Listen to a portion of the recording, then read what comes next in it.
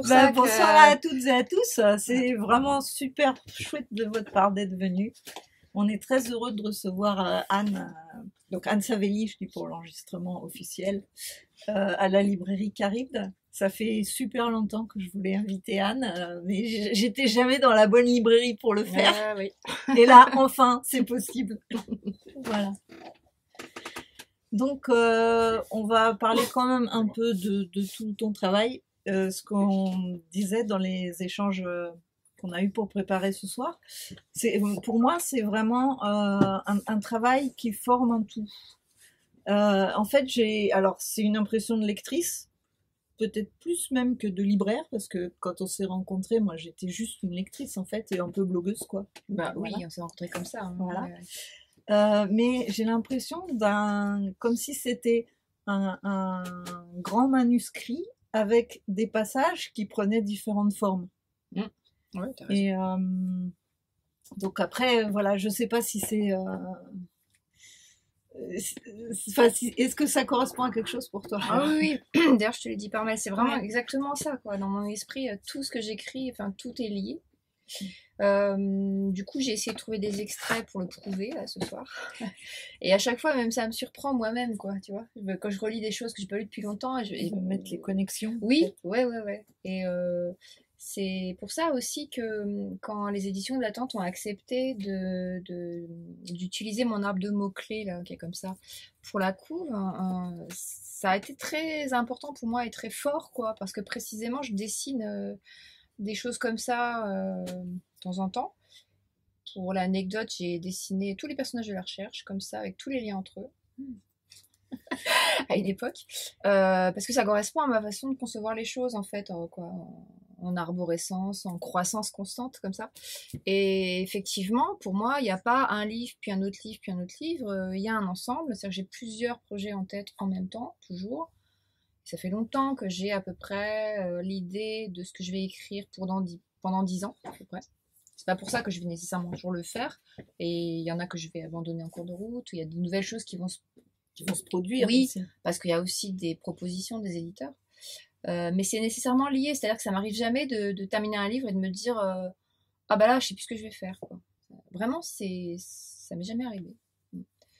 Donc c'est assez rassurant pour soi. Quoi. Et en même temps, c'est pas juste rassurant, c'est simplement que ça correspond à une façon de faire. Il y a une cohérence. Oui, voilà. Avec le risque peut-être de se répéter aussi, de se dire bon, finalement j'ai quelques obsessions, puis je vais systématiquement les remettre en jeu. Mais ça m'inquiète pas plus que ça en fait. Alors, en tant que lectrice, je trouve pas ça répétitif du tout parce qu'il y a quand même des axes. Oui, non, mais tant mieux, tant C'est-à-dire mieux. que les premiers que j'ai lus de toi, qui étaient donc Fenêtre Open Space et Cowboy Junkies, pour moi c'était plus lié à des lieux. Il y a les lieux qu'on voit dans Fenêtre. Alors, Fenêtre Open Space, c'est des parcours quotidiens en métro, en fait. C'est ça, si on veut résumer en métro aérien, c'est important de le dire. Oui, voilà.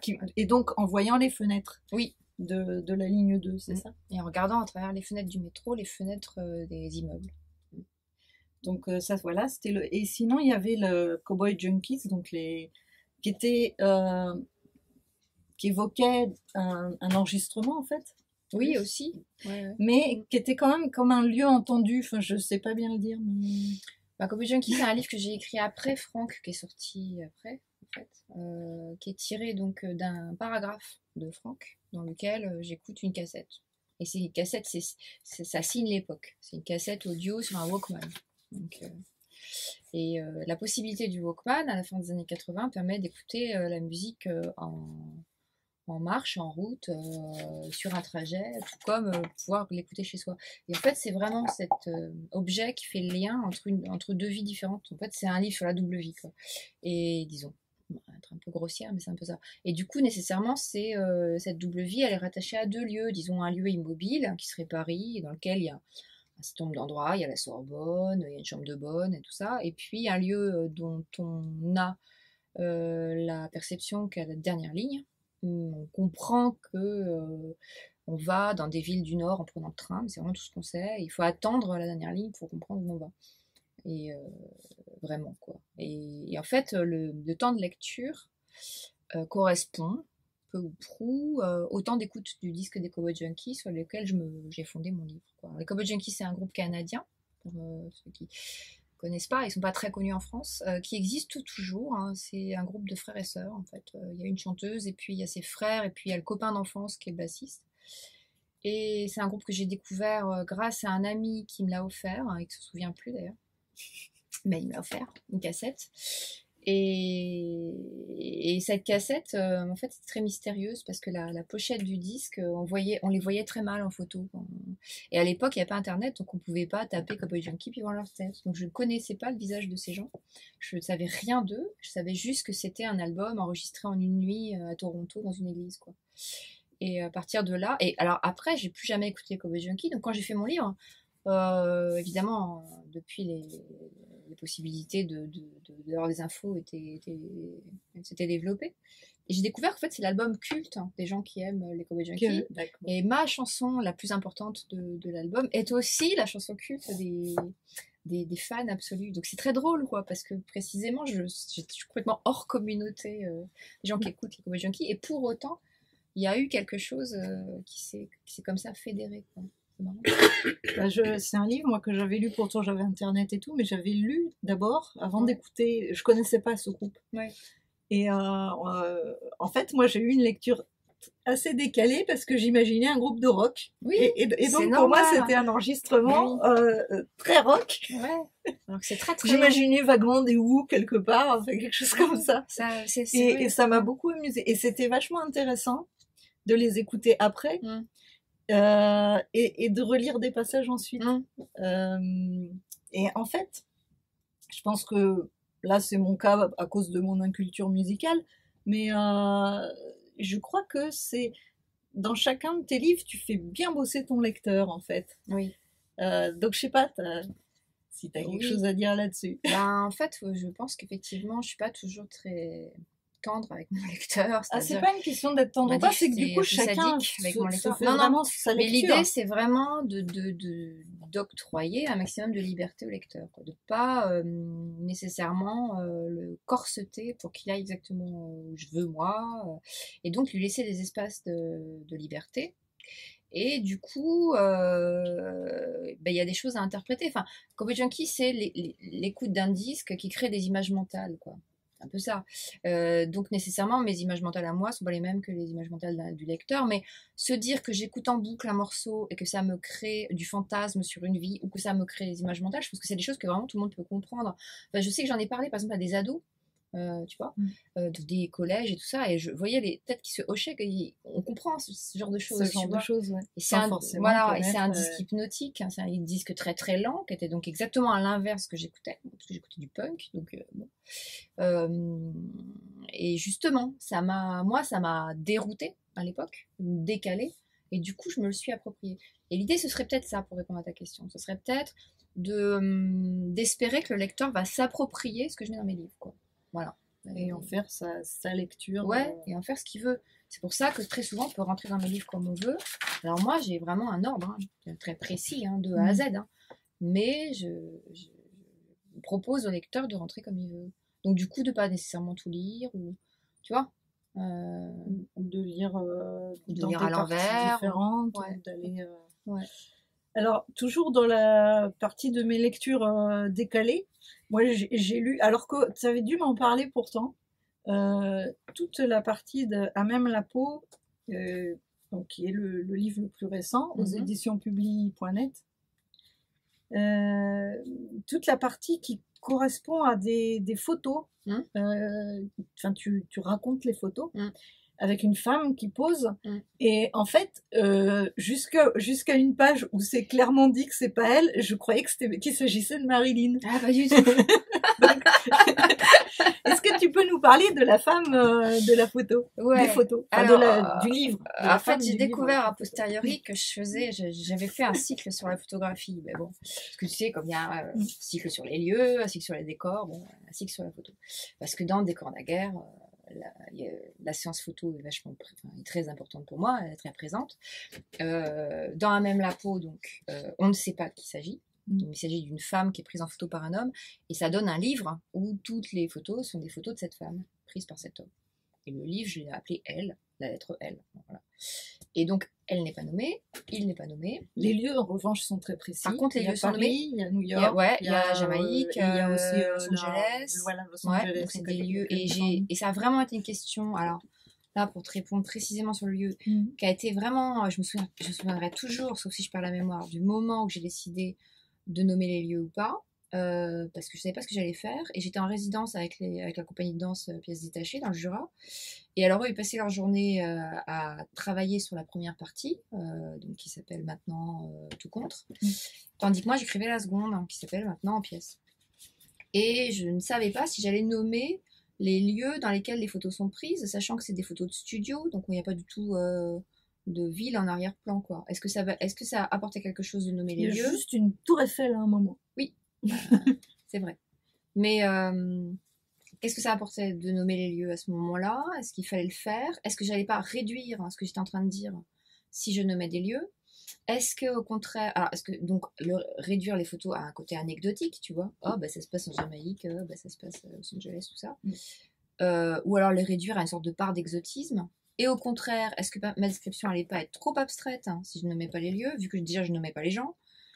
Tu vois, des questions comme ça. Et je descends, un peu hagarde, de la chambre où j'écrivais, et je tombe sur un des danseurs qui buvait un coup, parce qu'en fait, on était dans une sorte de vase clos, comme ça, à la Fraternelle, à Saint-Claude.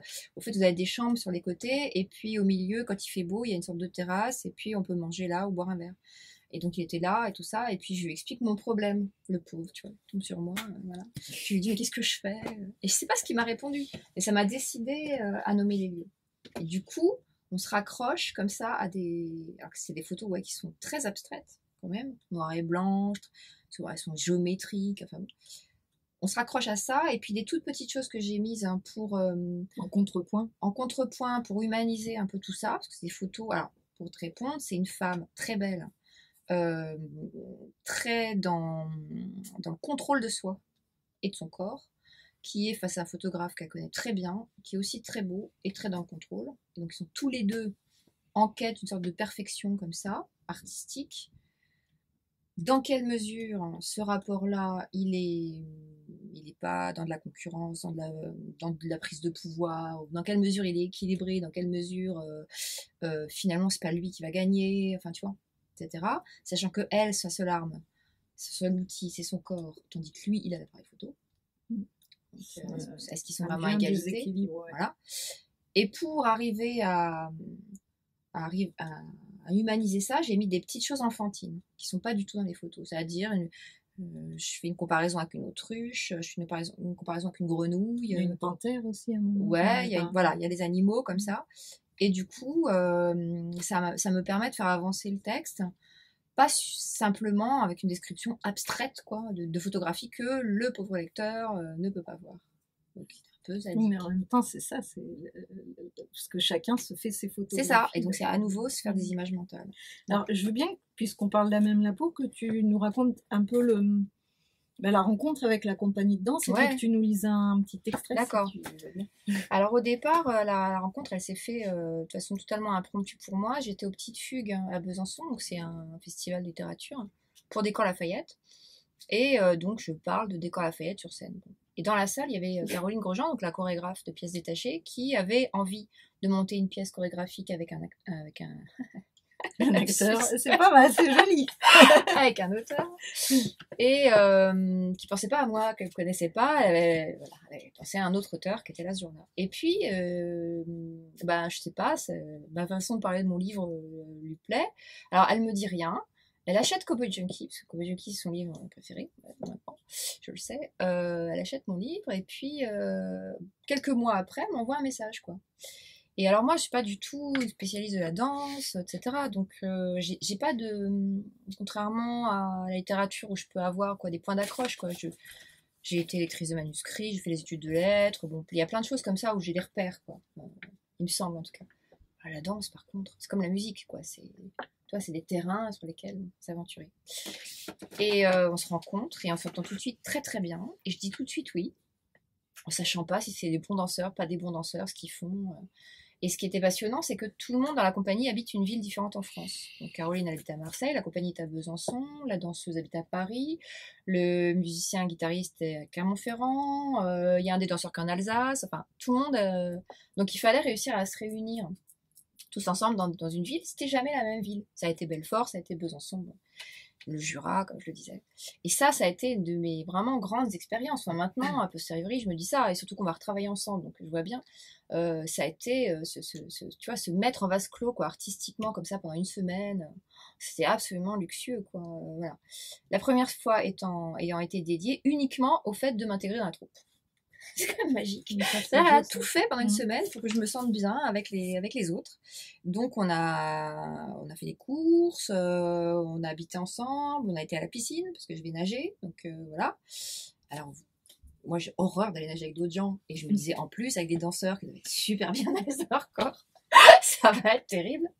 Et puis finalement, non. Ils étaient peut-être pas super bien à l'aise avec l'eau. D'abord, ils n'étaient pas bien à l'aise avec l'eau. Et puis, c'est quelqu'un de très fin, Caroline. Alors, elle avait fait exprès de prendre une piscine très très grande pour qu'on puisse se mettre vraiment chacun un bout. Et on a fait à la fin, une sorte de marche, de balade dans Besançon. Donc, vraiment, je me souviendrai toujours. En fait, elle nous a concocté une sorte de bande-son à base d'ordres à nous donner, d'extraits de mes livres, d'extraits lus par les danseurs que je connaissais, je ne savais pas ce qu'ils allaient lire, moi d'extraits à l'époque d'Anna Marseille que j'étais en train d'écrire. Et bref, on avait tous un casque sur la tête, tu vois, ça on se relie au Walkman, hein, c'est marrant.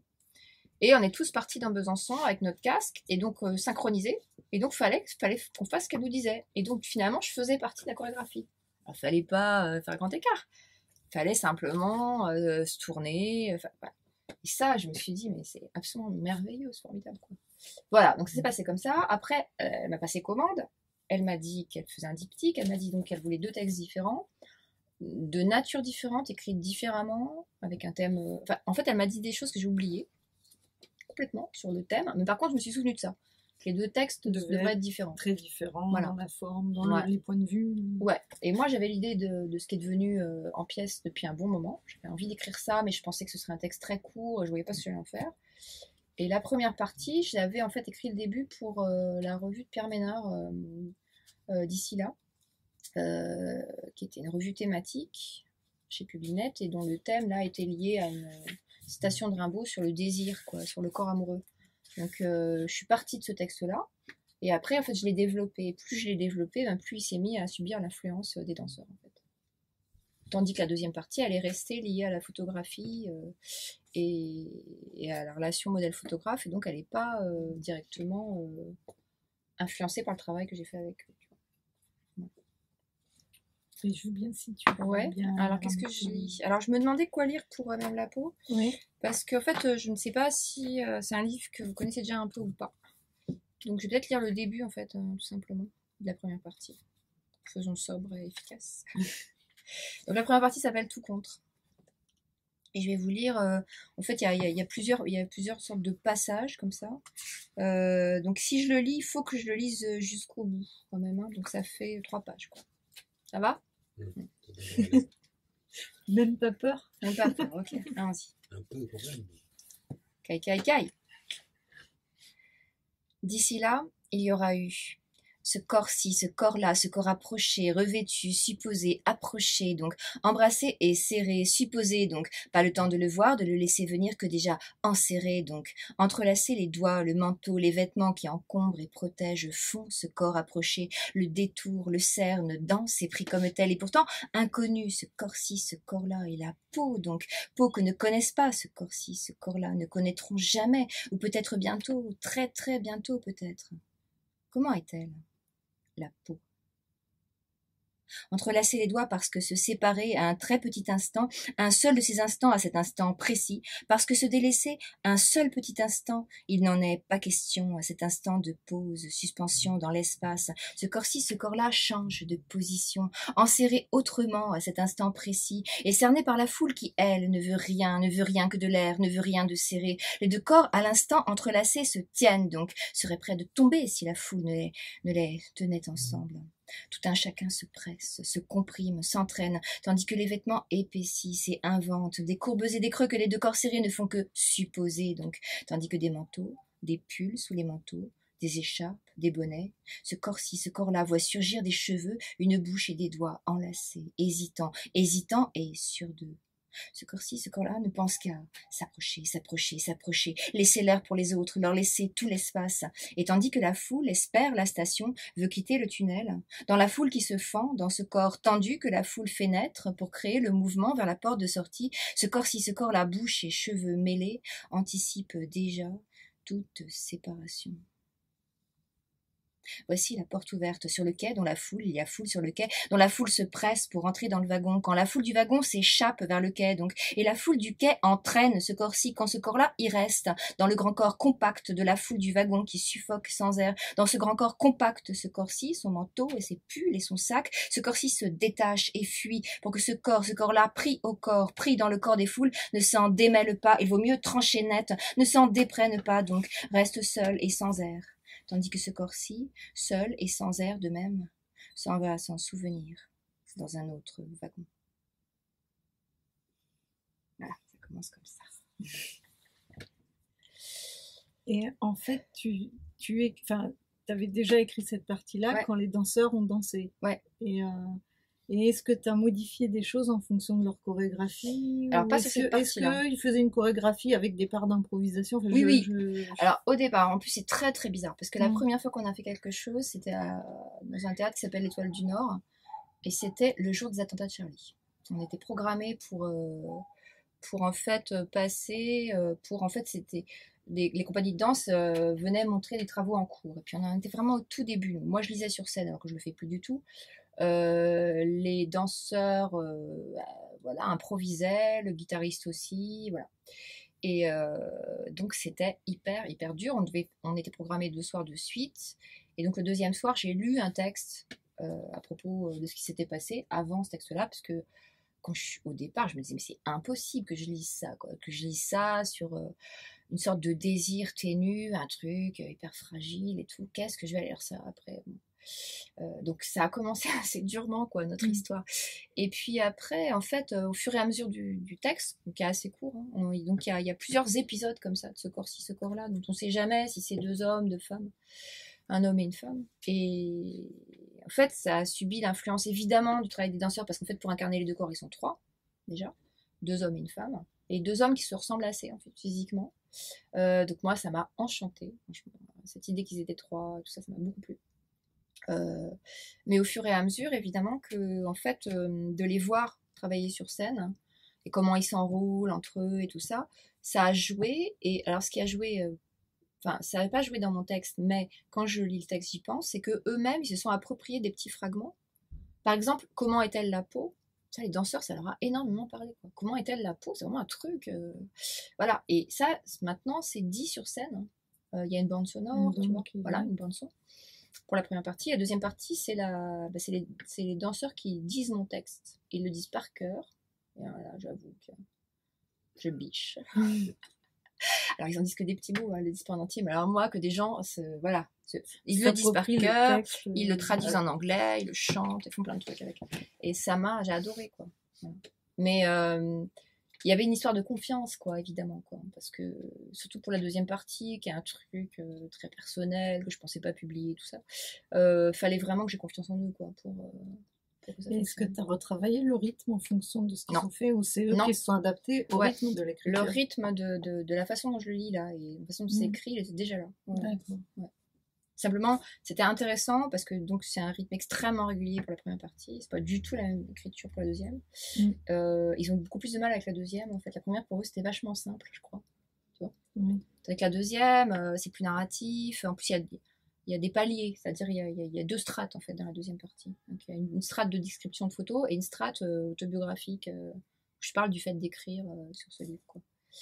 Et du coup, alors ils ont complètement laissé tomber la partie autobiographique, et c'est ce que je fais aussi, parce que j'ai déjà fait des lectures dans un théâtre, et je laisse tomber cette partie-là, parce que sinon ça complique, quoi. C'est vraiment compliqué. Et j'entrelace par contre les 2. J'entrelace les 2.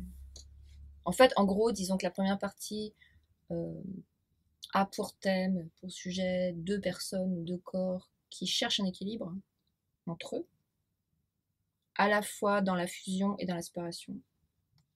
Et tout en étant inscrit dans le monde, parce que Et voilà. il y a les quais du métro, il y a Ouais. Il y a des, Ouais, c'est pas- très pratique. Mm. Il y a le métro, il y a la bagnole, il y a le boulot.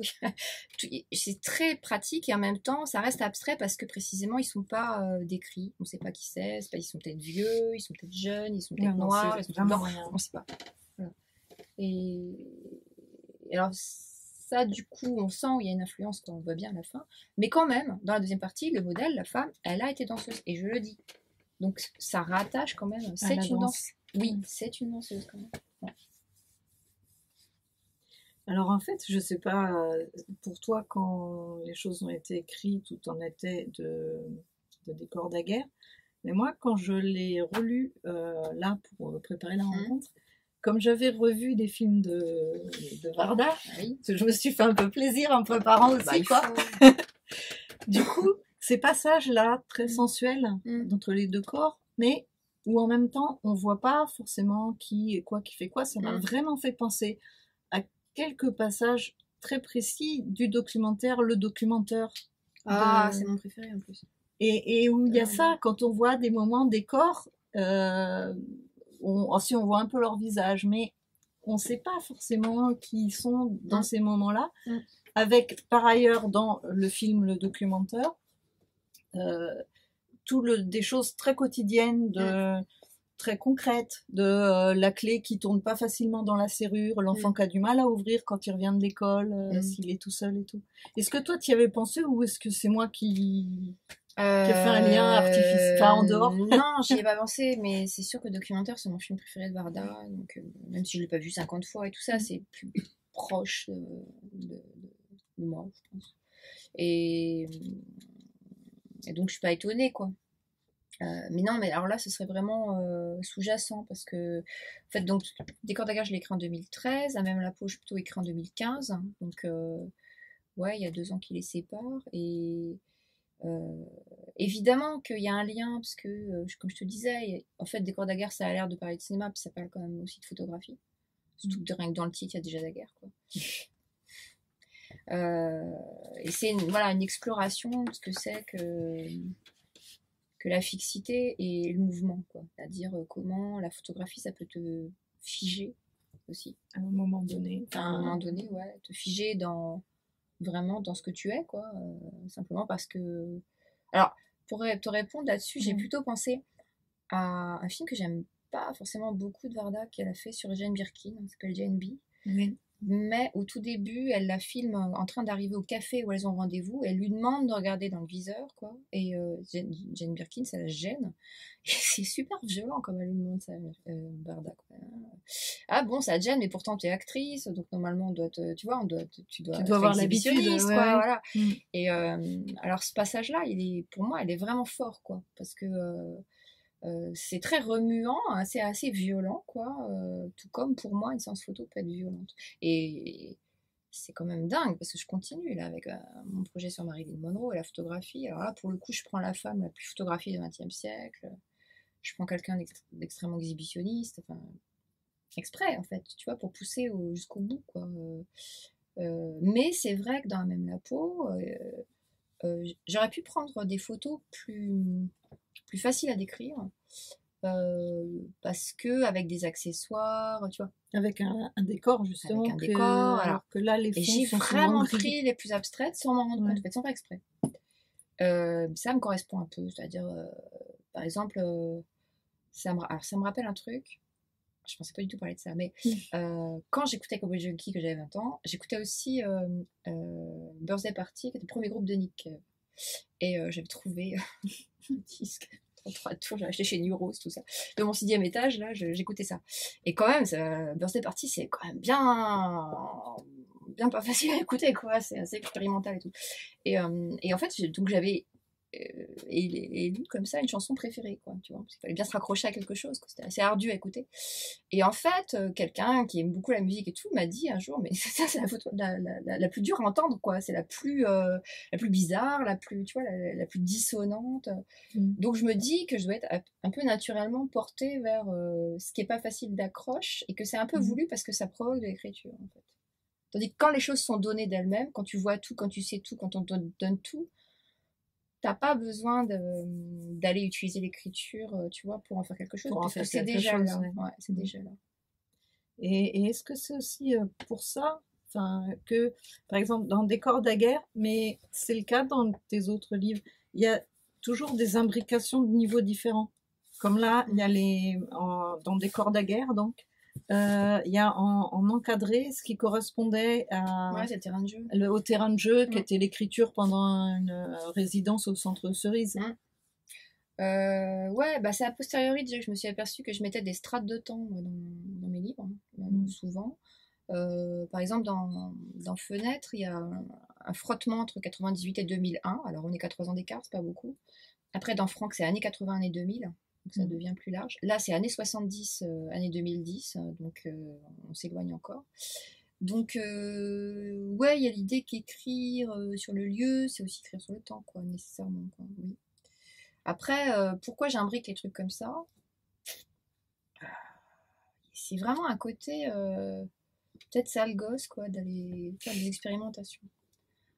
Je pense ça parce que j'ai pensé à ça avant-hier, parce que j'ai entamé une sorte de travail avec Magali, la danseuse de Même la peau. Voilà. Et enfin, c'est pas un travail que avec elle, c'est un truc qu'elle propose, hein, où tu expérimentes pendant 3 heures des choses, quoi. Et où il y a une part totalement enfantine de moi qui ressurgit. Tiens, je vais essayer de mettre ça avec ça. Qu'est-ce que ça va donner? Est-ce que ça va m'exploser à la gueule? C'est super, ouais, c'est extrêmement important pour moi parce que il va se passer quelque chose que j'ai pas prévu. Voilà.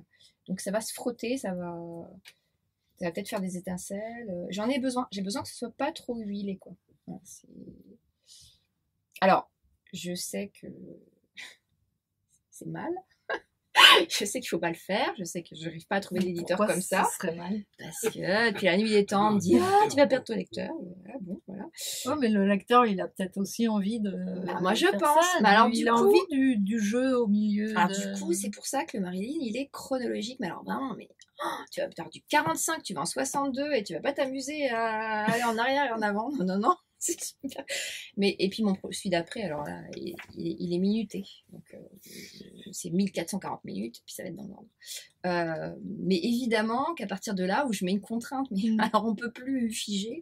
Oui, du coup, c'est ailleurs que ça. Ah ben, bien entendu qu'en fait, je vais mettre du labyrinthe là-dedans. Bah, voilà. Mais on pourra pas me dire, ah, tu perds ton lecteur, parce que, ah bah non. J'aurais des arguments tout trouvés, on va dire, quoi. Voilà. Mais j'en sais rien, je sais pas, c'est sûr que je regarde le texte, tu vois, c'est comme Fenêtre au début. Quand j'ai croisé 98 avec 2001, c'était pas prévu au départ, quoi. Tous les éditeurs ont dit non, il aurait fallu faire qu'un seul truc, sauf le mien qui a dit ah bah si, justement, c'est une bonne idée, tu vois. Donc, je sais pas, j'aime bien me dérouter aussi moi-même un peu, quoi. Et puis, bon, pour parler du terrain de jeu, donc c'est un texte qui apparaît de temps en temps. Sous forme d'encart. Là, pour le coup, le lecteur, il est bien prévenu. Il est super prévenu. Il est accompagné, il est dans le super balisé. Et alors, voilà, c'est comme ça. De temps en temps, il y a ça qui apparaît. Qui, en fait, est un seul texte. Hein, donc, on peut lire que ça, si on veut. Il s'appelle Le terrain de jeu. Et j'ai hyper balisé le terrain, puisque j'explique au lecteur dès le début qu'il va y avoir ça, ça, ça et ça. Alors, il y en a qui m'ont reproché. Donc, je balisais trop le terrain. Donc on n'est pas obligé de lire la phase explicative, hein, c'est comme on peut utiliser un appareil sans avoir lu tout le mode d'emploi au départ. Hein. Et j'ai lu tout le terrain de jeu, en fait, à Cerise, effectivement, d'un seul tenant, quoi, en fait, en faisant un pécha-coucha. Donc, et alors, mon éditeur, hein, qui, je sais pas si c'est parce que mes éditeurs ils viennent des Beaux-Arts, mais alors ça leur a super plu, quoi, cette idée d'encart, parce qu'effectivement, j'ai effectivement découpé physiquement, j'ai pris des photos d'ailleurs, en lamelles, mon texte, et je l'ai posé comme ça, comme un collage, sur le texte imprimé pour voir ce que ça donnait. Et ça se répond bien. Et ça se répond en fait. Et Et si tu fais ça, effectivement, ça fait un rebond à chaque fois. Ouais, tu crées un sens. Je veux bien que tu lises un extrait, là, du coup. Ah bah de quoi alors? Parce que ce que tu veux. Pas forcément ça. Enfin, dans des corps de guerre. Mais... Alors, j'ai dit à Gilda que j'essayais de lire des choses que j'avais pas déjà lues, en fait, en public. Et donc, je vous propose, en fait, de partir à la mer. Parce qu'il y a... Alors, voilà. Alors, Décor de la guerre, il est très hétérogène. Donc, il y a de la fiction, il y a de l'autobiographie, il y a une espèce de passage plus ou moins de discours sur le film de Varda, tout ça. Et dans cette espèce de fiction, il y a des passages qui s'appellent corps du commerce. Corps du commerce, c'est qui? C'est ce qui, sous cette appellation, je regroupe tous les commerçants de la rue Daguerre filmés par Varda en 1975. Évidemment, comme je les regroupe en une appellation, ils deviennent une sorte de corps commun et fictif, quoi. Voilà. Et puisqu'ils sont fictifs, et finalement, j'ai décidé de les sortir de la rue Daguerre et puis de les emmener à la mer. Donc, c'est ça que je vais vous lire. Passage à la mer, quand le corps fatigué du commerce tente de se remettre de la station debout, de la posture courbée, des mêmes phrases et des sourires, des regards vers la porte, la vitrine, la rue, ces camions qui déchargent la marchandise. Le commerce s'en va acheter autre chose que ce qu'il vend d'habitude, de l'iode et du vent frais, un panorama à ses pieds. Il trouve ses clients faisant la queue aux glaces, aux crêpes, les salue et content de les voir. Enfin un sujet de conversation depuis une semaine qu'il est là dans le ressac. Ou alors, il se fait timide. Le short et le maillot l'ont caché, révélé, fagoté davantage, et il fait semblant de ne rien voir, de ne reconnaître personne. Autour, le décor réduit à sa source. Du bleu, du sable, des objets de marine, coquillages et encres dont il rapporte un cendrier, une soucoupe, qu'il posera à côté de la caisse, qui perdra illico son pouvoir. Le corps du commerce le sait, le dit. Il a besoin de calme. Il accepte les histoires de mer, de corsaires et les courses nautiques, les expéditions vers les pôles, mais sans leurs dérives, horaires décalés, alcool dans les bars, ce qu'il imagine d'une vie ratée, ce qui pousse aux larmes et aux cris. Il refuse ce qui saigne et ridiculise, ne veut pas les imaginer. Élabore cependant les accidents, les trahisons de ceux qu'il invente pour mieux revenir à l'enfance, à l'île au trésor, tandis qu'il choisit le parfum de la glace, longe la grève. Le corps du commerce se fatigue vite des histoires. Celui qui devant lui brasse des phrases et s'extasie, raconte l'exotique que souvent il n'a pas vécu, assène des jugements, distribue les bons et les mauvais points, celui-là le fascine. Mais il n'aimerait pas le retrouver à Paris. La mer, se réjouit-il, nettoie de l'emphase. La mer arrase de quotidien. Le commerce oublie ce qui n'est pas son centre. Donc, j'avais envie de lire celui-là parce que vraiment, il est... Le corps du commerce, les passages d'avant sont plus violents, quoi, sont vraiment sur la crise et tout ça. Celui-là, tout d'un coup, j'ai décidé de leur... Je les ai un peu malmenés, quoi, les commerçants, dans les passages du corps du commerce. Donc, du coup, je me suis dit, j'allais leur offrir un peu de respiration, ouais, comme fait Varda quand elle parce qu'elle leur pose un certain nombre de questions qu'on n'entend jamais dans son film, daguerréotype, pour que ce soit clair à l'enregistrement. Et puis quand même à un moment dans les questions qu'elle leur pose, on les voit répondre à une question qui est sur leur rêve. Oui. Donc ça se répond bien. Ouais. Oui, c'était un peu ça. Et effectivement, elle leur demande, et le boucher, par exemple, il dit je ne rêve pas, je me perds. Parce qu'en fait, il dort pas, quoi. Il se repose, il a une sorte de chaise longue chez lui, quoi. Voilà, une chaise de jardin, comme ça. Puis, il dort pas vraiment, donc il dit qu'il rêve pas, il se perd, quoi. Mais c'est magnifique, quoi, ce qu'ils disent. Parce qu'en fait, ils ont peur de répondre aussi, quoi. Ils ont peur de livrer leur intimité. Tu vois, ils sont pas habitués, ils sont tout le temps à la façade. Ils donnent l'impression qu'on leur a jamais posé une telle question. Oui, tous. Ouais, ils sont très... La bouchère, elle dit « le dimanche, c'est télé et on dort, quoi. » Vraiment, elle veut pas répondre ça. Et mon chouchou absolu, c'est le coiffeur, qui lui dit « des fois, je rêve à une belle cliente, tout ça. » Alors qu'il est marié, que sa femme va voir le film. Enfin, je sais pas, je me dis « Mais enfin !» C'est marqué Yves et Janine sur la porte. Et je trouve ça magnifique, qui, tu vois, tout d'un coup, qui se livre comme ça. Je trouve ça extrêmement touchant. Mais la boulangère aussi, la boulangère, elle est super. D'ailleurs, Varda l'a reprise pour un court-métrage féministe l'année d'après. La boulangère, on la retrouve, Madame Pied-Noire. Elle est super. C'est vrai que l'écriture, ton écriture, elle donne vraiment envie à la fois de voir les films, de voir les photos, d'aller vers d'autres photos ou d'autres films. Ça, c'est vraiment bien, parce que Et c'est vrai que c'est pas ce qu'on me dit, alors je pourrais être vexée, mais je viens de leur faire une lecture, en fait tout ce qu'ils me disent c'est ah bah chouette, on va aller voir les films de Varda, c'est pas ah bah chouette, on va lire tes livres. Et bah pas du tout. Là, on a déjà lu les livres. Hein, bah, je trouve ça vachement bien. Enfin, moi, si ça peut. Tu vois, c'est comme avoir peur, enfin la vieille peur qu'on avait au début d'Internet, que le lien hypertexte, ça te sorte du texte, ah puis que tu ne retrouves plus jamais au texte, mon Dieu. Tu vois, non, si ça peut ouvrir, si ça peut circuler, mais tant mieux, quoi. Oui. Mais non, ça multiplie en fait. C'est ça, bah oui. Et c'est sans fin. C'est bien ce que je disais. C'est pour ça quand tu me disais au début, tous tes livres sont liés, mais oui, parce que c'est aussi vachement porteur, quoi, tu vois. C'est inépuisable. Et c'est de l'inépuisable sur du tout petit. Sauf que le tout petit, tu peux l'étendre au monde entier. C'est pour ça, des fois, je dis que j'ai besoin de 400 ans pour écrire tout ce que je veux faire. C'est vrai. Ça va pas suffire. Ça fait beaucoup. Bah, il faut tenir la forme, c'est pour ça que je vais nager. Il faut se ménager. Ouais. Mais c'est vrai que en fait, c'est inépuisable, hein, tu vois. C'est parce que là, par exemple, alors voilà, je décide, alors c'est vraiment à un point de vue, mais minimaliste. Je vais décrire les arrière-plans de daguerréotype d'Agnès Varda. Alors vraiment, tu lis ça, on me dit mais arrête la drogue, quoi.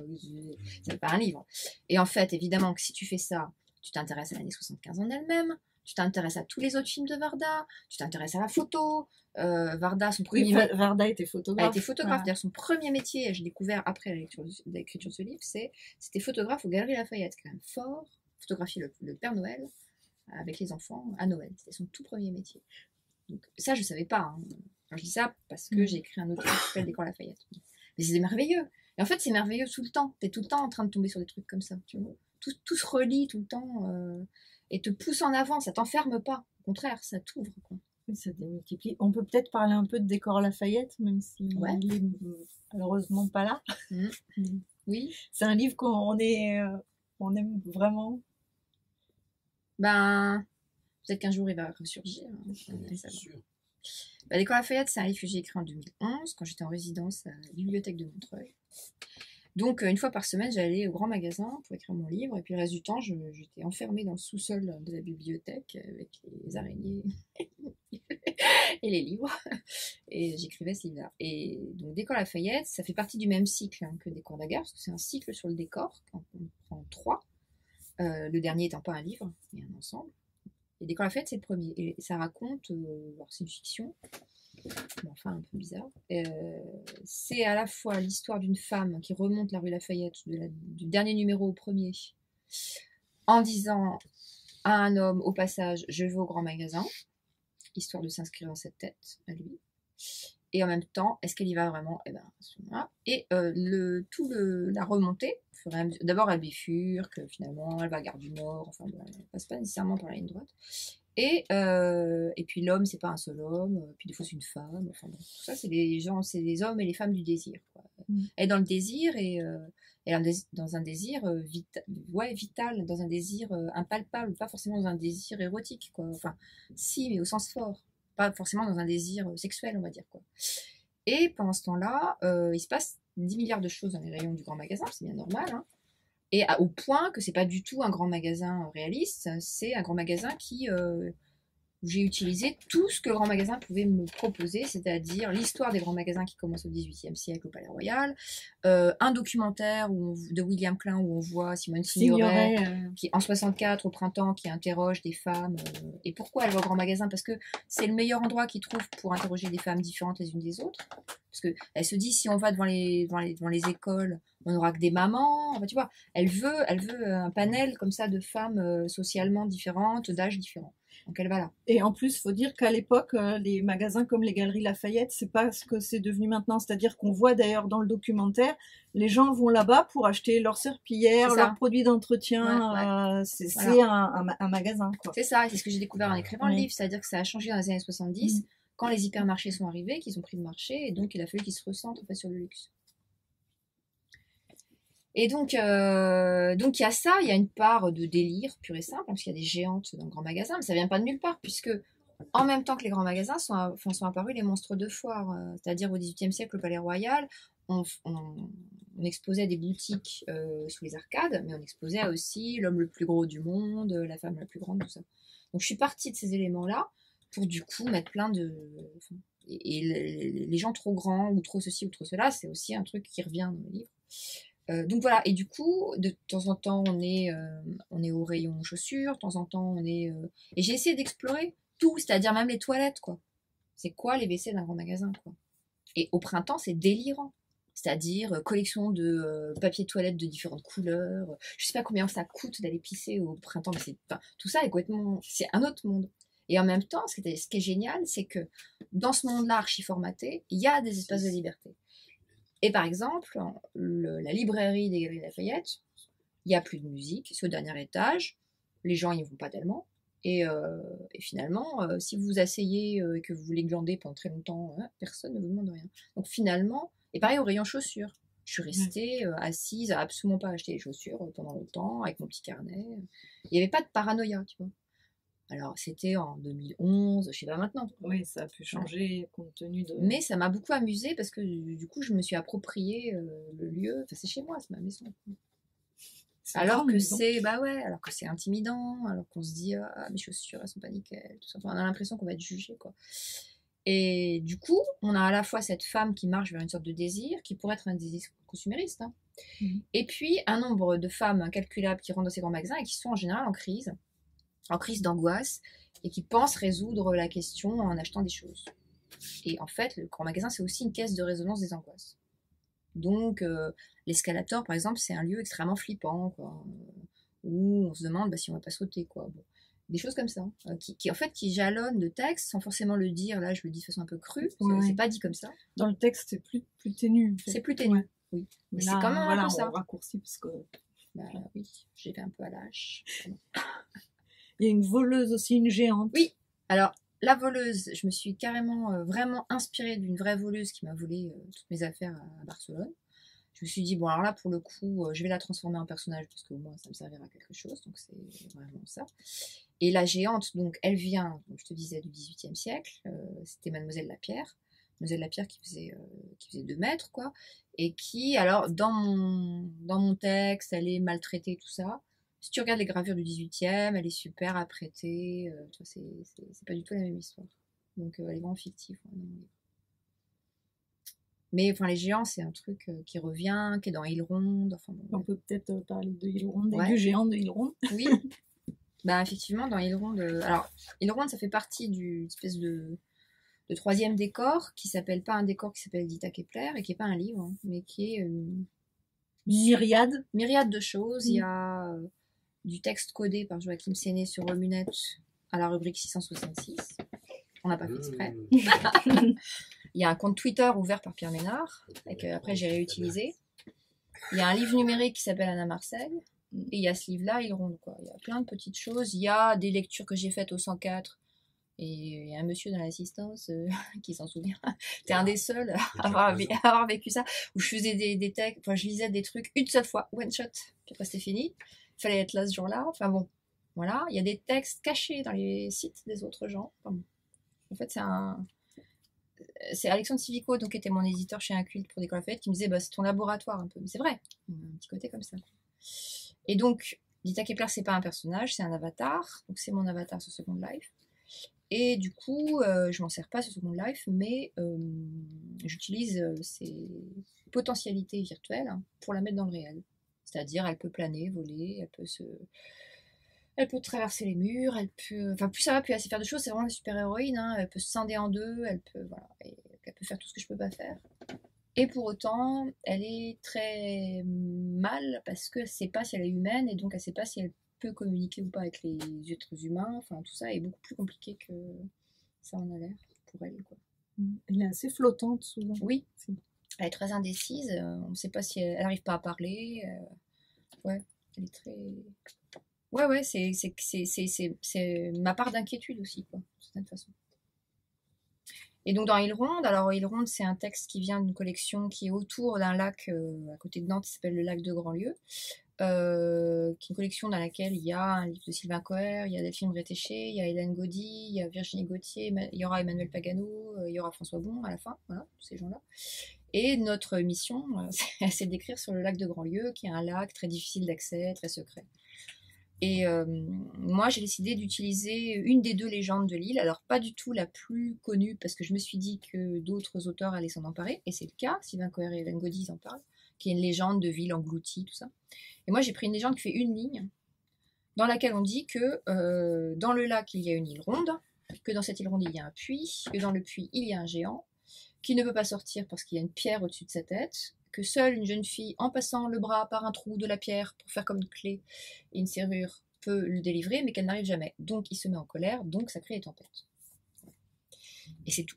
Il se passe absolument rien dans cette histoire, aucun rebondissement, etc. Donc ça m'a beaucoup plu, qu'il se passe rien.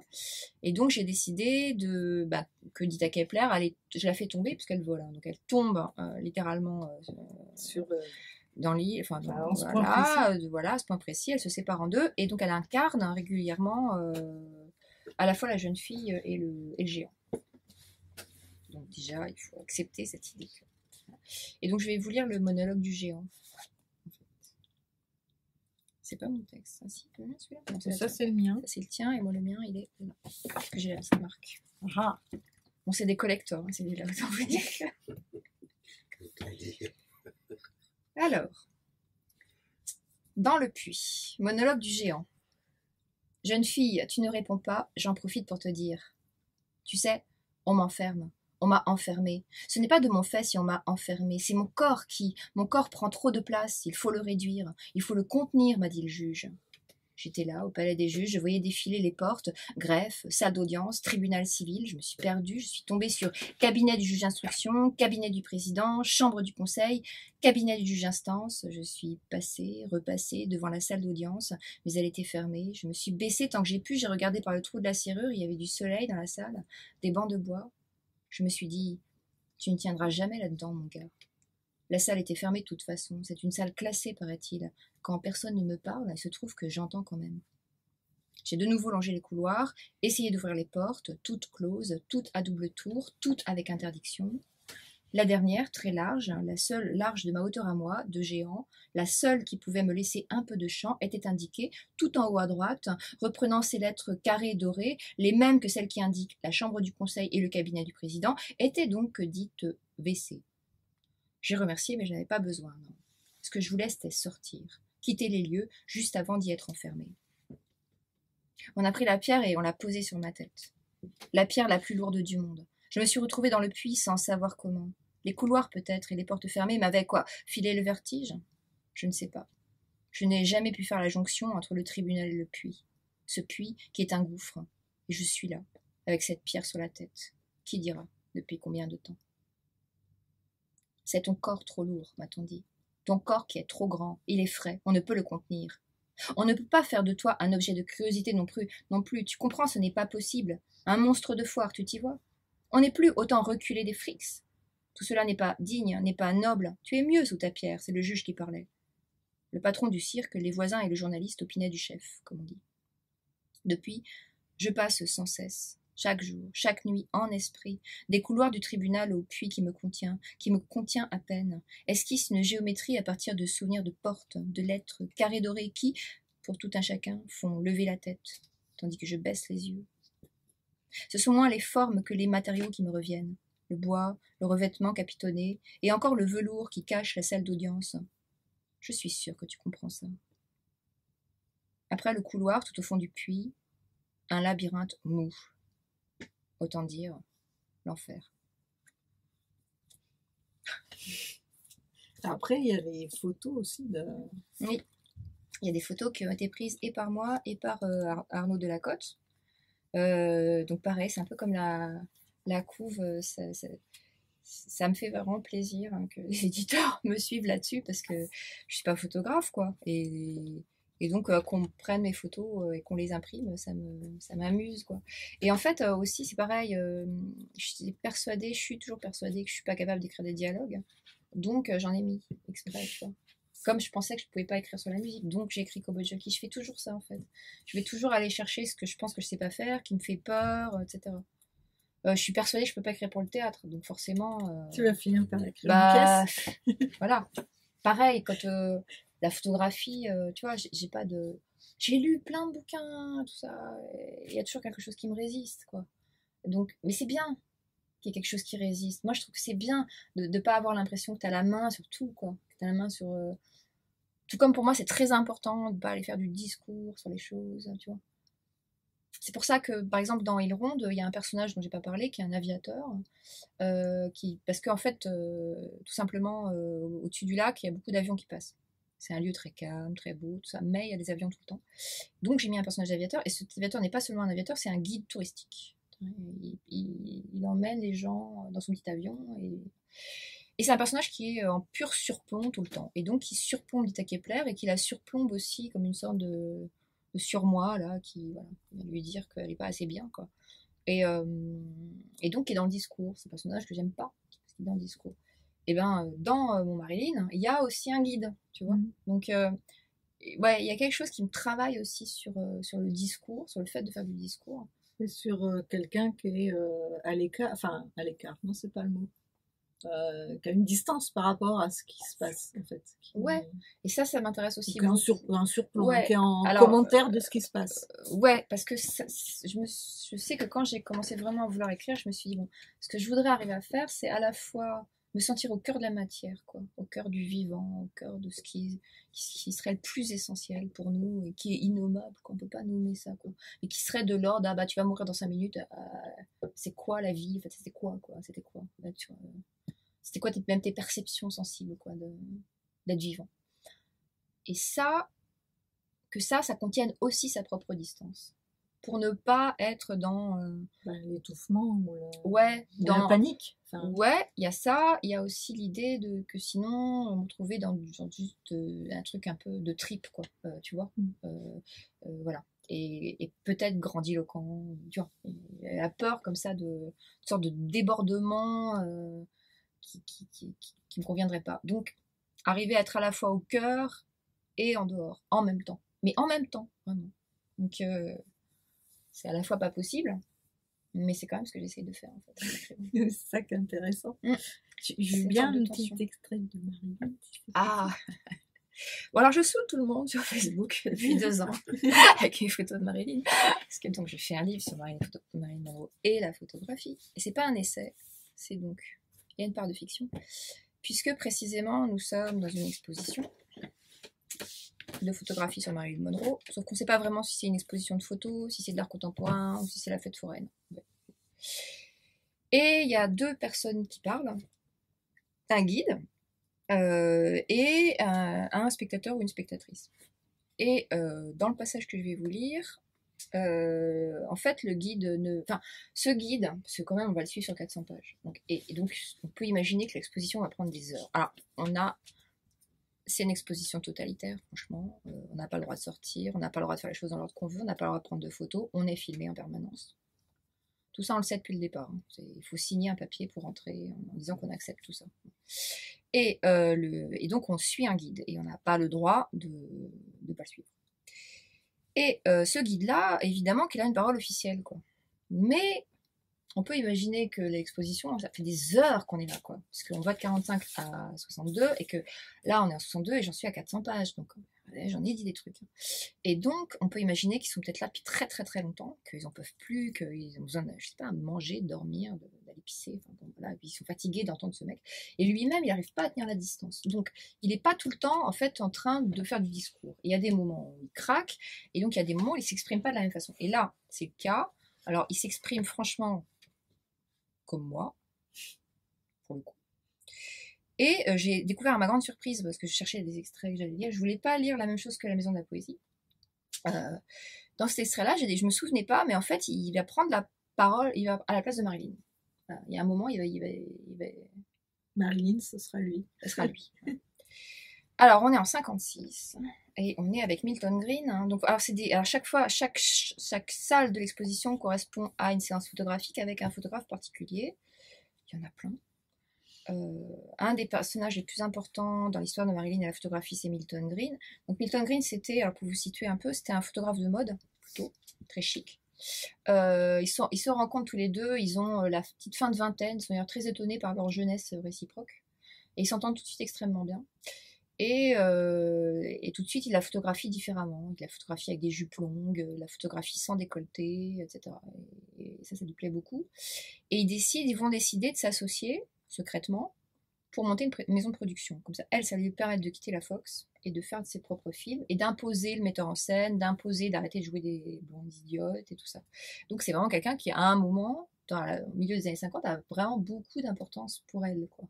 C'est-à-dire que c'est vraiment, à ce moment-là, la personne qui pense-t-elle peut la sortir d'espèce d'enfermement dans laquelle elle est. Et par ailleurs, j'indique juste une petite précision biographique, c'est que le moment où qui se passe là, ces séances de photos-là, elle vient d'épouser Joe DiMaggio. Donc Joe DiMaggio, pour ceux qui ne connaissent pas, c'était le grand champion de baseball des États-Unis. C'est vraiment la superstar, quoi. Autant superstar qu'elle, quoi. Sauf qu'elle est quand même plus superstar que lui. Ça coince. C'est pas ce que je raconte. Alors, automne 1954, Lexington Avenue. Marilyn, venue tourner 7 ans de réflexion à New York, accompagnée par Joe, avec qui la rupture s'amorce, retrouve Milton Green dans son studio. Tenter ensemble les plus beaux portraits d'elle, jouer avec la couleur, la pureté de la ligne, voilà ce dont il est question. La ville n'existe pas. Seul compte le fond bleu, le fond noir, le fauteuil d'osier qui s'accorde à la chevelure, tout vêtement ou accessoire qui pourra faire d'elle une femme neuve. Ils choisissent une paire de ballerines, une tenue turquoise, tunique et corsaire, un long tutu blanc, un grand pull. Le spectateur peut s'imaginer contre elle, levée, emmaillotée pendant l'hiver. L'histoire est connue. Le tutu se révèle trop petit. Qu'en faire? L'audace, c'est de ne pas en changer, de fixer au contraire le dos nu, la fermeture éclair qui se refuse. Ce que Monroe nous dit en laissant voir ses reins, « Je suis une femme dont la féminité s'impose plus que vous ne croyez. Une danseuse qui ne pourrait se lever sans se déshabiller, se moque de tout uniforme, même somptueux, comme elle se moque d'elle-même, assume en riant son corps inadapté. J'incarne celle qui, en réalité, ne convient à personne, dépasse, déborde, ne restera jamais réduite à son costume, plantée devant la gazinière ou sur le seuil de la maison, attendant le retour de l'homme, disons Joe, impeccable de la tête aux pieds, n'ayant vu personne de la semaine, incapable de s'animer, rose aux joues, regard clair, sans qu'il n'en soit à l'origine. Encore s'agirait-il d'une ardeur raisonnable, car il a verrouillé l'espace, tout l'espace, de la fenêtre à la pelouse, du paillasson à la porte d'entrée par un signe de la main. Clac, hop, ma vie, bouclée, bouche close, tandis que je le regardais partir, que je nouais mon tablier. Rosée, chant de l'oiseau. Il était tôt encore. L'homme, disons Joe, me disait au revoir. Sur le seuil, je sentais la menace. Expliquerait ensuite cette femme en tutu, ah non, en tablier, aux policiers et au psychiatre. Si ce n'est que non, moi, en captant les regards de tous, hommes, femmes, enfants, exprime le corps penché de Marilyn, sans visage, plongé vers ses orteils rouges, j'outrepasse droits et devoirs, ceux de la ménagère comme de la danseuse nue. Si tu me juges, je te désarme. Blancheur de la corolle et des cheveux en bataille, pieds en pointe sur un sol bleu, tu ne sais plus où donner la tête, s'il faut t'émouvoir ou en rire, si je vais faire un geste, rester figé, rompre le charme, disparaître en fumée. Si tu m'enfermes, si tu roules autour de mes hanches des yeux fous, je démaille le tulle, je dézippe le jupon de soie. Une fleur à terre, voilà ce qui reste, pas plus. La poupée s'est enfuie, elle court après l'actrice, qui court après la femme, qui se retourne et rit. Sur la photo suivante, jambes ouvertes, le corsaire turquoise surligne jusqu'au plus intime de ce que je montre, mais ce n'est pas ce que tu crois. Ce que je te raconte, c'est l'absence de complexe malgré les pressions, les tensions, les remarques assassines. Rester libre de son corps, n'avoir honte de rien, est donné à tout le monde, mais ne passe jamais, sauf exception, le cap de la petite enfance. Personnifions ce cadeau du ciel, nouons beauté et naturel, propose Milton à Marilyn qui accepte, comprend tout. Mais à qui montrer ces photos? Pourquoi multiplier ces séances qui ne déboucheront pas sur une publication?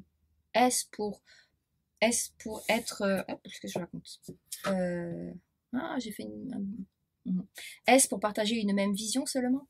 Green, son ami, ancien amant peut-être, bègue et timide comme Marilyn, croit en elle plus que n'importe qui.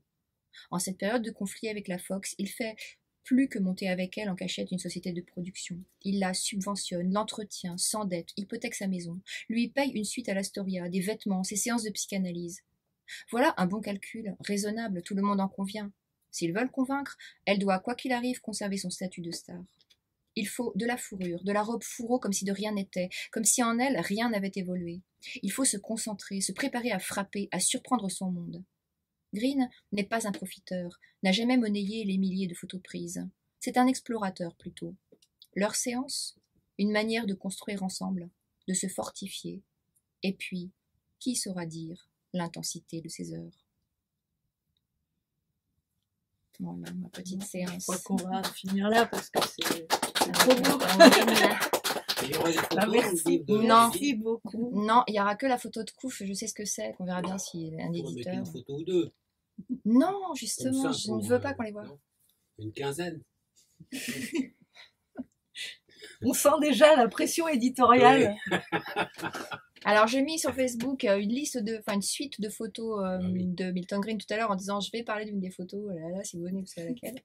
Donc, c'est facile maintenant. Facile. De toute façon, elles sont faciles à trouver, tu vois. Tout ce que je raconte, c'est facile à trouver. Contrairement à mes Kobo Junkie tout à l'heure, ou même contrairement à Même la peau. Donc voilà. Ben, Parce merci que même beaucoup. la peau, il n'y a pas de photo non plus. On N'en imagine parlons les plus. photos. Ah non, mais le seul truc qui est nommé dans Même la peau, c'est les lieux, hein, tu vois. Ouais. On est mal barré. Bon, bah, merci de cette belle écoute. Ben, merci messieurs, pour dames. ceux qui sont venus et Oui. puis vraiment merci à toi.